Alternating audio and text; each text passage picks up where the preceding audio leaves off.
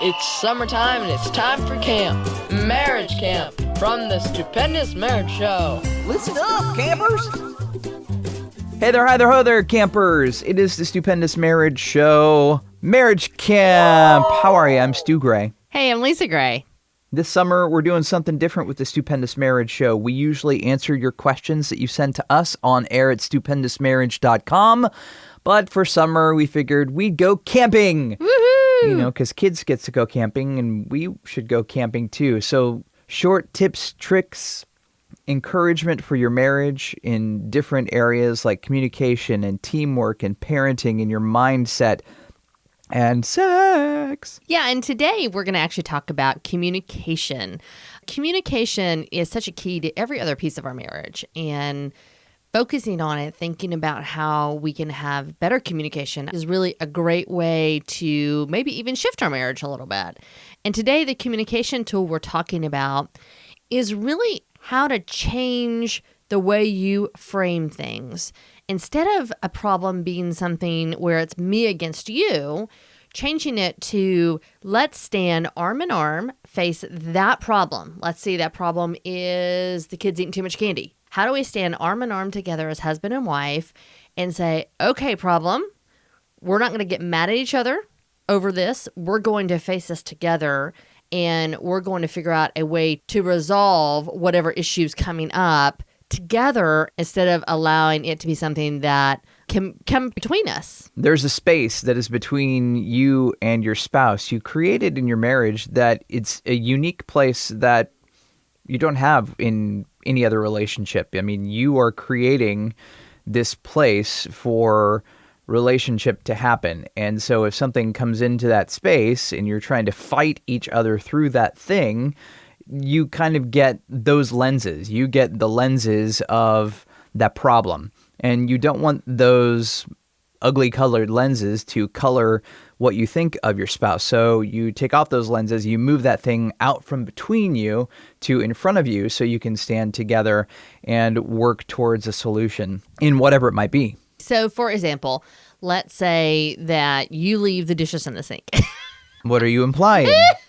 Sometimes, honey, you leave the dishes in the sink. Not sometimes, like all the time. Thank you. Yes. I have that. That was recorded. So there's something to be said about consistency. There is. There is something about that. I don't know how that would be a positive thing, but okay. All seriousness, like if there is an issue like that, something that your spouse is doing, you can allow that problem, that issue to become much bigger than it needs to be. If you allow it to stay between you and be like, gosh, he leaves the dishes in the sink, then I might be offended by you more easily. I might then be aggravated when you do something else here and something else there, not realizing you probably don't even know what's happening. You don't even know that I'm like bugged by it.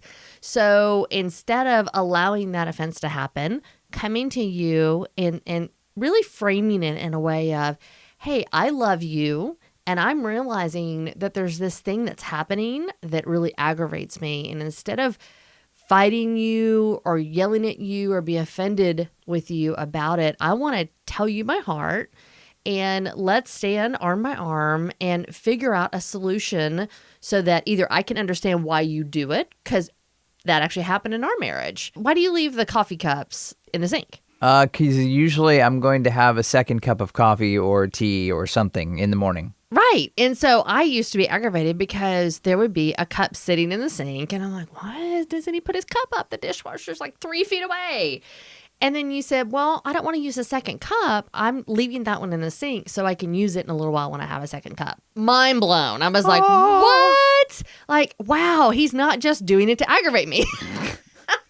See, and that's an important point. I don't think that we intentionally do things to aggravate one another, but the things we normally do or naturally do can be aggravating if you don't know what's going on behind the scenes. Right. What the deeper thought process is of why somebody's doing something. Sure. Yeah. Or the other side of that is you may be doing something that aggravates your spouse and you have no idea it aggravates them. Right.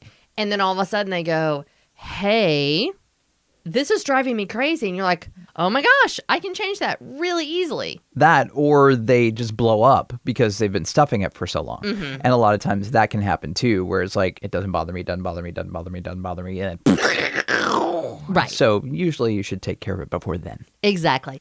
So let's say your spouse is hiding purchases from you. You don't know that they're going out and buying the shoes or the new suit or whatever it is, and they've been hiding and hiding and hiding and hiding this, and you don't pay attention to the budget because you're not the budget person in your marriage.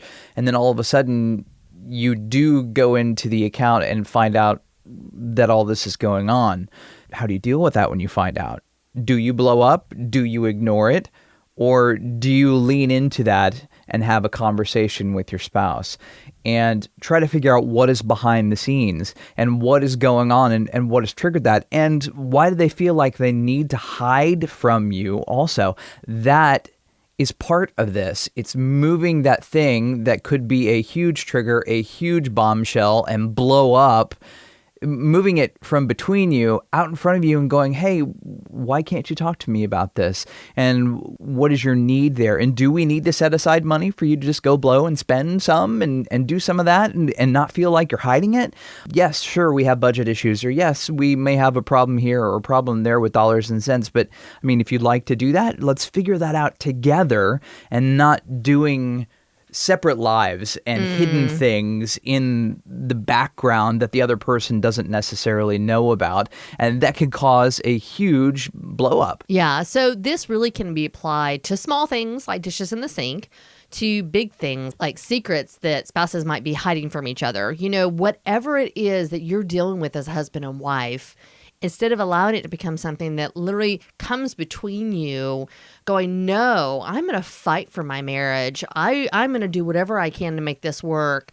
I love you and I don't know what's going on, but I want to stand side by you and figure it out. How do we find a resolution to what's happening? If you think of it mentally as leaning in together instead of stepping back and away from it, because the more you step back and away from something, that allows that thing to grow and fester and can look gross and it can get bigger and it can cause worse problems the longer you ignore and step back or sweep it under the carpet. But if you lean in, step into it, have the tough conversations and go, look, we're on the same team together. Let's go after it together. Let's figure it out. Yes, it's going to be hard. Yes, it's going to be just rough conversations and bumpy water for a while, but you're going to get through it because you have done it together and you're not hiding and you're not secretive and you're figuring out how to do life. This thing that you're creating, your marriage and your life, you're creating it together, not individually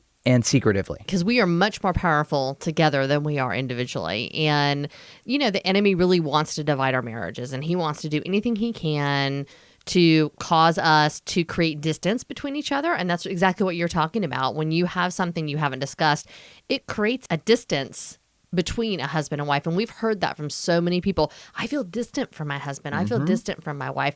And that's because you aren't in the moment dealing with the issues that need to be dealt with. And it just grows over time. So standing together, being a team, and going after the thing that can get in between you is our tip and trick for this week. If you've got a comment about Marriage Camp on air at stupendousmarriage.com, we'd love to hear from you, and we'll talk to you next time. See ya.